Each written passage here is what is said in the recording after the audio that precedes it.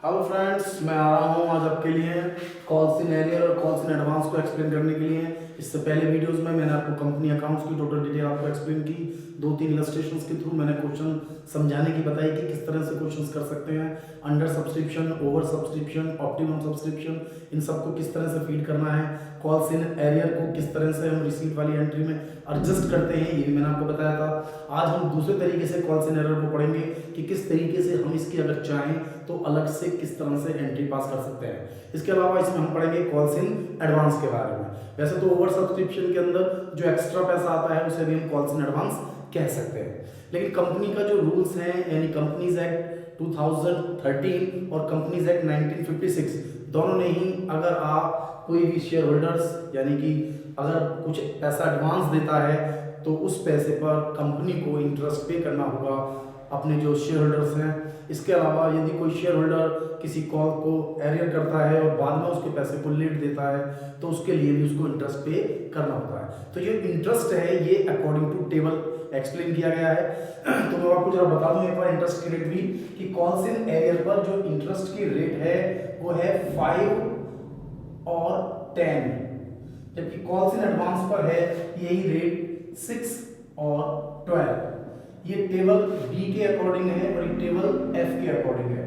Table B और table F, तो ये टेबल के अकॉर्डिंग है, अकॉर्डिंग टू क्वेश्चन मेंशन करते हैं। वैसे 12th में इंटरेस्ट की कैलकुलेशन नहीं करी जा रही आजकल, लेकिन फिर भी मैं आपको टोटल डिटेल एक्सप्लेन करूंगा। पता नहीं चलता है कहाँ 1-2 मार्क्स में कोई क्वेश्चन कहीं हमारे पास इंटरेस्ट की कोई एंट्री बनाने के लिए आ जाए या कोई पॉइंट अगर कहीं हमें वर्किंग में आता है तो हम उसको किस तरह से सॉल्व कर सकते हैं। तो कॉल्स इन एरियर मैंने आपको बताया था कि जब कोई शेयर होल्डर्स हमारी किसी अलॉटमेंट या कॉल्स का पेमेंट नहीं करता है तो उसे हम कॉल्स इन एरियर कहते हैं। कॉल्स इन एडवांस का मतलब होता है जब कोई हमें जो हमारी कॉल्स जो हमें इन फ्यूचर मिलने वाली है उनका पेमेंट हमें अभी कर देता है। तो उसका इफेक्ट क्या होता है हमारे क्वेश्चंस पर? इफेक्ट इस तरह से होता है कि जब हम कोई भी अमाउंट ड्यू करते हैं, जैसे हम एग्जांपल लेते हैं कि अलॉटमेंट का एग्जांपल लेते हैं, तो एंट्री हमारी दो बनती हैं। एक तो बनती है share allotment account debit, share allotment account debit to share capital account, तो ये एंट्री बनती है हमारी ड्यू की। और अलॉटमेंट में रिसीव करेंगे तो क्या एंट्री बनेगी? Bank account debit, bank account debit to share allotment account. अब यहां पर कोई शेयर होल्डर यदि हमें पेमेंट नहीं करता है, जो मैंने कॉल्स इन एरियर में बताया था, एक तरीका तो यह है कि डायरेक्ट बैंक में से माइनस कर देते हैं। सबसे बेस्ट तरीका यही है कि डायरेक्ट हम इसमें से माइनस कर दें, लेकिन कभी कभी वो स्पेशली कहता है preparing calls in arrear account, यानी कॉल्स इन एरियर को शो करते हुए बनाइए। तो कॉल्स इन एरियर इस ड्यू जो रिसीव्ड वाली एंट्री है, ड्यू को फर्क नहीं पड़ना है, रिसीव्ड वाली एंट्री पर यहां पर calls in arrear account debit हो जाएगा। क्या हो जाएगा? कॉल्स इन एरियर, जितना पैसा नहीं मिला है उतना पैसा कॉल्स इन एरियर में, यानी कि अब अलॉटमेंट में फुल अमाउंट आएगी, जो नहीं मिला है यानी कॉल्स इन एरियर यहां ले लेंगे और the balance in shows bank account. Clear है ना कि कॉल्स इन एरियर इसी का जस्ट अपोजिट है कॉल्स इन एडवांस। सपोज करते हैं हम ये मान लेते हैं कि कोई शेयर होल्डर अलॉटमेंट के समय ही हमें हमारी फर्स्ट कॉल और सेकंड कॉल दोनों का पैसा एडवांस में दे देता है, एडवांस में दे देता है। तो जिस समय हम ड्यू की एंट्री बनाएंगे फिर same to same no changes. Received वाली एंट्री में जिन लोगों ने हमें एडवांस दिया हुआ है वो हमारे पास क्रेडिट हो जाएगा to calls in advance account, calls in advance account. और जो इन पर इंटरेस्ट लगता है वो भी इसी सेंस में लगेगा, यानी कि जैसे हमने कॉल्स इन एरर है, जो अलॉटमेंट हमने पैसा नहीं दिया, हम कहते हैं हमने फर्स्ट कॉल पर दिया, तो अलॉटमेंट से लेकर फर्स्ट कॉल तक का जो टाइम होगा उस पर इंटरेस्ट लगेगा। ऐसे ही कॉल्स इन एडवांस पर भी यही सेंस लगेगा कि कोई हमें अलॉटमेंट पर पैसा देता है कॉल का, तो अलॉटमेंट से कॉल तक हमने कितने समय तक पैसे का यूज किया उसके अकॉर्डिंग हम इंटरेस्ट लगाएंगे। इसके बारे में डिस्कशन करेंगे, लेकिन अब इसका इफेक्ट नेक्स्ट एंट्रीज में किस तरीके से आएगा अब हम जरा उसको और शो ऑफ कर दें। तो किस तरीके से आएगा? जैसे सपोज करो ये अलॉटमेंट की एंट्री हो गई, इसके बाद यदि हम कॉल की एंट्री करते हैं, किसकी करते हैं एंट्री? यानी कि अगर हम सीक्वेंस से लें तो फर्स्ट दो एंट्री तो एप्लीकेशन की हो गई, दो ये अलॉटमेंट की हो गई और दो ये कॉल की हो गई। तो कॉल की यानी कि दो ऐसे होगी, थर्ड, फोर्थ, फिफ्थ और सिक्स्थ। एक तरह से एंट्री कौन कौन सी बना है, फिफ्थ और सिक्स्थ। ध्यान से रखना है, ये फर्स्ट और सेकंड नहीं है, ये थर्ड और फोर्थ है। इससे पहले दो एप्लीकेशन की एंट्री भी रही होंगी, लेकिन बना नहीं रहा हूं मैं, अपने उसी सेंस में समझा रहा हूं कि calls in arrear, calls in advance क्या क्या है। तो फिफ्थ नंबर की एंट्री में जब हम फर्स्ट कॉल ड्यू करेंगे, share first call account debit to share capital account, ठीक है, ड्यू कर दिया। ड्यू में कोई चेंज नहीं होता, ड्यू में भी कोई चेंज नहीं होगा, यानी कि आपको बार बार ध्यान देना है कि ड्यू की एंट्री में कोई चेंज नहीं होता। लेकिन जब ये पैसा मुझे मिलने वाला होगा, bank account debit to share first call, सबसे पहले बेसिक एंट्री को लिखना चाहिए। तो बेसिक एंट्री हो गई।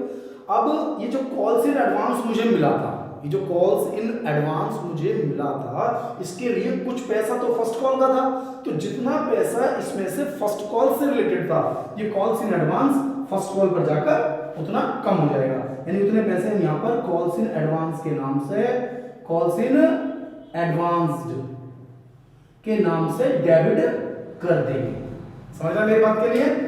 भाई सेकंड कॉल होगी, भाई किसने एडवांस दिया, सपोज करो 2 रुपीज फर्स्ट कॉल के दे दिए, 2 रुपीज सेकंड कॉल पे दे दी, तो 2 रुपीज यहाँ पे आ जाएंगे और 2 रुपीज हमारी एक सेकंड कॉल होगी उस पर एडजस्ट करेंगे। यहाँ पर 4 रुपीज आएंगे फिर, क्योंकि 2 रुपए उन्होंने फर्स्ट कॉल के दिए, 2 रुपए उन्होंने सेकंड कॉल के दिए, तो टोटल अमाउंट हुई 4 रुपए। तो 2 रुपए यहाँ एडजस्ट होंगे, यानी फर्स्ट कॉल पर एडजस्ट होंगे। फिर सेम एंट्री जब हम बनाएंगे तो 2 रुपए सेकंड कॉल पर calls in advance account debit हो जाएगा। अब दिक्कत आती है कॉल्स इन एरियर की। तो कॉल्स इन एरियर में तो जनरली ऐसा होता है कि यदि कोई व्यक्ति हमें अलॉटमेंट नहीं दे रहा है तो फर्स्ट कॉल भी नहीं देगा, सेकंड कॉल भी नहीं देगा, समझ रहे ना, नहीं देगा। अगर नहीं दे रहा है तो दोबारा से कॉल्स इन एरियर होगा, तो calls in arrear account debit ही होगा, calls in arrear account debit ही होगा। किस कंडीशन में, मैंने तुम्हें सिचुएशन बता दी है कि कब कब ये सिचुएशन है, calls in advance, calls in arrear. तो कॉल्स इन एरियर इसलिए मान रहे हैं हम कि अलॉटमेंट के बाद फर्स्ट कॉल पर भी उन्होंने पैसा नहीं दिया और फिर सेकंड कॉल पर भी पैसा उन्होंने नहीं दिया, तो कॉल्स इन एरियर डेबिट होता ही रहेगा। जब ये कॉल्स इन एडवांस को यहां पर हमने क्रेडिट किया है तो आगे उसको डेबिट करके समाप्त किया जाएगा, क्योंकि जिन्होंने एडवांस दिया है वो आगे हमें ना फर्स्ट कॉल का पैसा देंगे ना सेकंड कॉल का देंगे, क्योंकि वो पहले ही पैसे को दे चुके हैं। तो यहां ध्यान देना है। अब यहां पर एक जो दूसरी बात है कि कॉल्स इन एरर को समझा रहा हूं मैं आपको, कॉल्स इन एरर अलॉटमेंट पे भी नहीं मिला, फर्स्ट कॉल पर भी नहीं मिला। तो यदि हम ये कहें कि ना फर्स्ट अलॉटमेंट दी ना फर्स्ट कॉल दी और सेकंड कॉल पर जाकर दे दिया, तो फिर ये कॉल्स इन एरियर जो है ये हमारे पास सेकंड कॉल में डेबिट होने की बजाय क्रेडिट हो जाएगा और वो टोटल पैसा जो उन्होंने अलॉटमेंट पर नहीं दिया और फर्स्ट कॉल पर नहीं दिया, उन दोनों का कंबाइंड टोटल क्या करेंगे हम, सेकंड कॉल की रिसीव्ड वाली एंट्री में क्रेडिट कर देंगे। यदि ऐसा होता है कि कॉल्स इन एरियर का पैसा लास्ट में मिल जाता है तो, जनरली नहीं मिलता, specially he calls in arrear और कॉल्स इन एडवांस का क्वेश्चन हो तभी ऐसी कैटेगरी सामने आती है। अब मैं इसके बाद दो एंट्रीज तुम्हें कॉल्स इन एरियर और कॉल्स इन एडवांस के इंटरेस्ट की एक्सप्लेन कर दूं और इसके बाद ही हमारा calls in arrear calls in advance का कंसेप्ट क्लियर हो जाएगा। इन एंट्रीज को आप नोट करके रखते रहें, बार बार देखेंगे आप वीडियो को तो आपको समझ में आ जाएगी कि चीज कि कब डेबिट हो रहा है और कब क्रेडिट हो रहा है। ठीक है, तो अब हम देख लेते हैं कॉल्स इन एरियर और कॉल्स इन एडवांस। एरियर का मतलब जब शेयर होल्डर पैसे नहीं देते, पैसे नहीं देते तो कंपनी इनसे इंटरेस्ट लेगी, देगी नहीं, इंटरेस्ट लेगी। तो कॉल्स इन एरियर का जो इंटरेस्ट है वो क्रेडिट होगा। क्या होगा? क्रेडिट होगा। क्या एंट्री बनाएंगे इसके लिए हम एंट्री बनाएंगे जो हमारे मेंबर हैं, sundry member account debit to interest on calls in arrears. तो मैंने इंटरेस्ट की एंट्री आपके लिए पास कर दी कि अगर इंटरेस्ट की एंट्री बनानी है यानी कौन से की, एरियर की, एडवांस। अब इसका सेकंड एंट्री में क्या होगा, हमें इसका कलेक्शन होगा। भाई जो इंटरेस्ट हमने एरियर पर चार्ज किया है वो इंटरेस्ट हमें मिल जाएगा। Bank account debit to sundry member, ठीक है, टू सन्ड्री मेंबर अकाउंट। तो ये दो एंट्री मैंने इसके अंदर बता दी आपको कॉल्स इन एरिया की, जस्ट इसकी